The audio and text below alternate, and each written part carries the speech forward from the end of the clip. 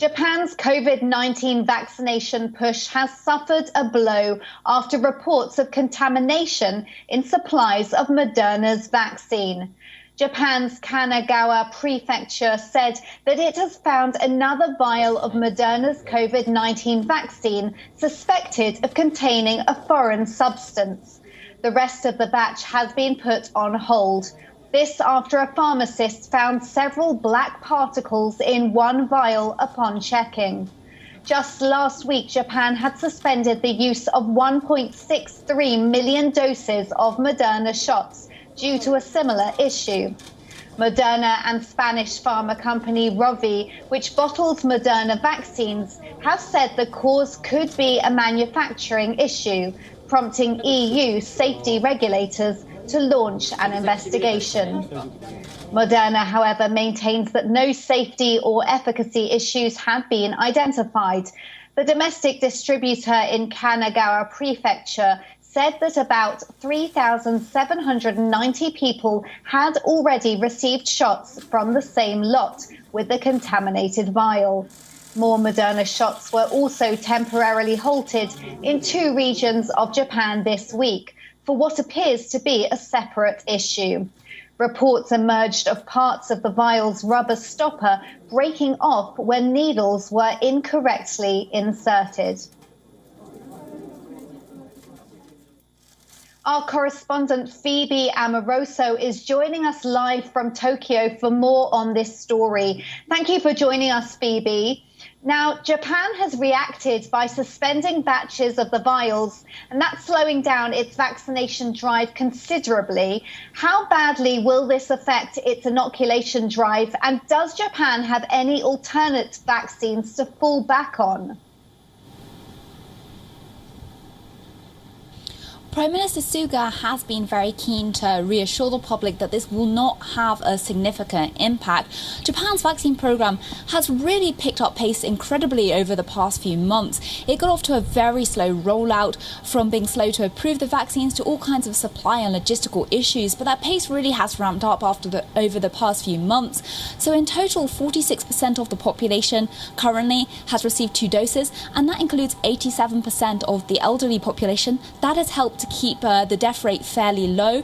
But as you mentioned, 1.6 million doses of Moderna have been withdrawn. That is not an insignificant amount. Japan does have 2 other vaccines to rely on.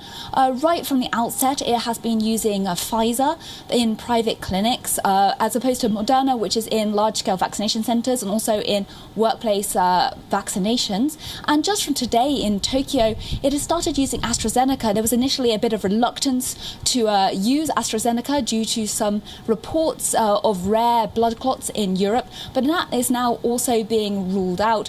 The issue with Moderna is if this contamination scare has an impact on trust. Japan does have a contract to receive 50 million more doses of Moderna by the end of September, and also a further 50 million in early 2022. Japan is already looking ahead to issuing 3rd shots to its population, so the supply contracts are there. The question is how this will impact public perception of the vaccine.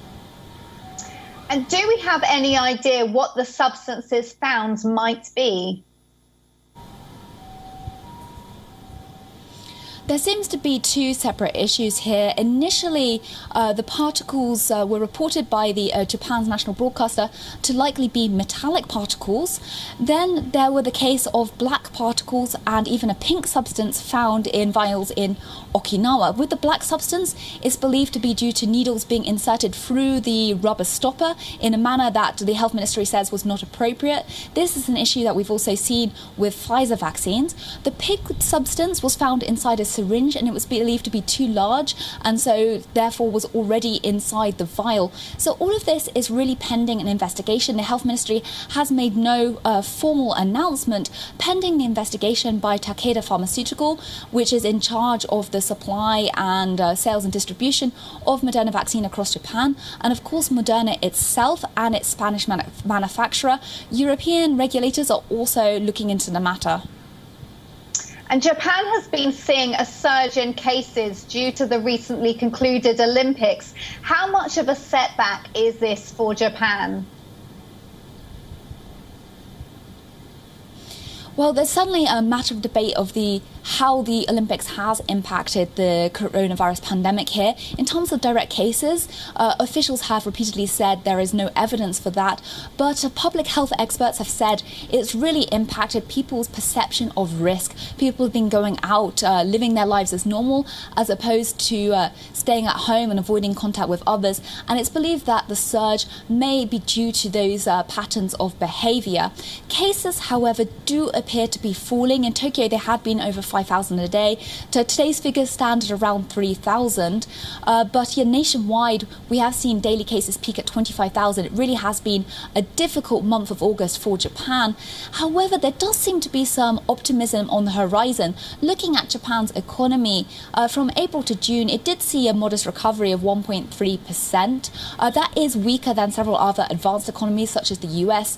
But a survey by Kyodo News of large companies showed that 90% did expect growth of Japan's economy in 2022 based on a rebound from these coronavirus restrictions.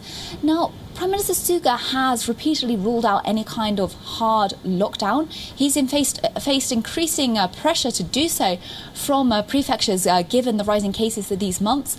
But in that sense, he's really been relying on the vaccine program. It is continuing to roll out, and there is a fair amount of optimism going forward, even if today there was a rather grim milestone of 1.5 million confirmed cases in total since the start of the pandemic.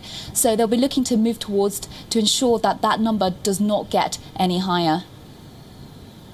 Absolutely. Thank you, Phoebe Amoroso, for joining us with that live update.